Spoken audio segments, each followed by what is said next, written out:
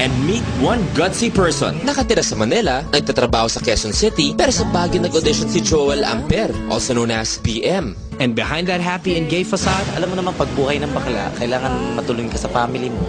Family first. Naging performer na ako at ganito ang trabaho ko.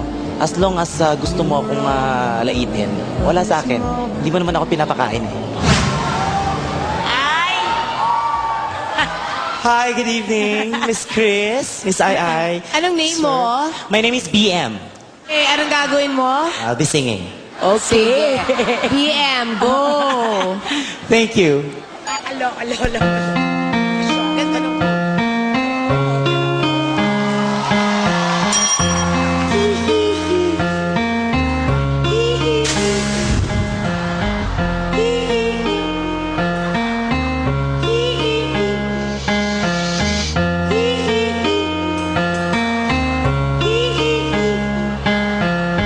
Hanap ko sa jeep ang isang araw.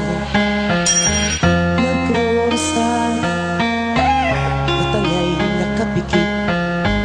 Kumara sa may kumbento, sa baba ng post sabi ng super. Kasi may nanguhuli, mura pa'y na murang ali.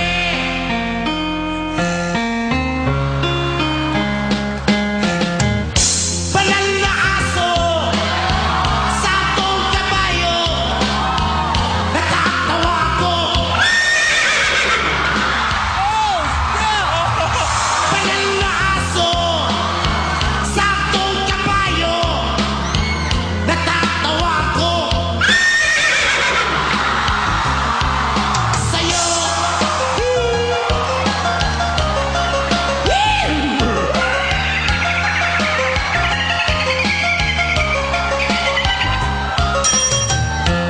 Naharang sa kalye ang isang lalaki, hininga ng pera ng batang bulu. Perfect horse sounds coming from a human being I have ever heard. Pagkain lang po sabi ng paslit, talagang di ba po pwede lumipat na pwestong lalaki? Everybody, banal na aso, santong kabayo, natatawa ko.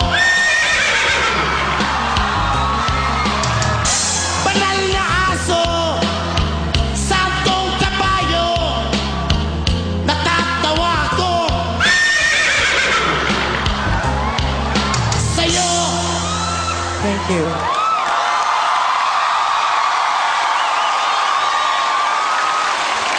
BM? Yes, madam. Initials lang ba yung BM? Ano yun? Anong... Big mouth. BM, I have a question. Kanina parang may birds, di ba? So, kaya mong birds, kaya mo ang horse. Ano pang kaya mo?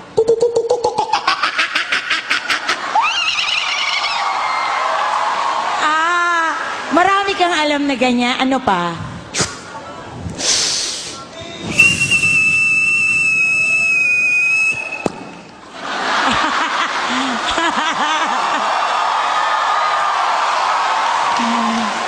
Alam mo,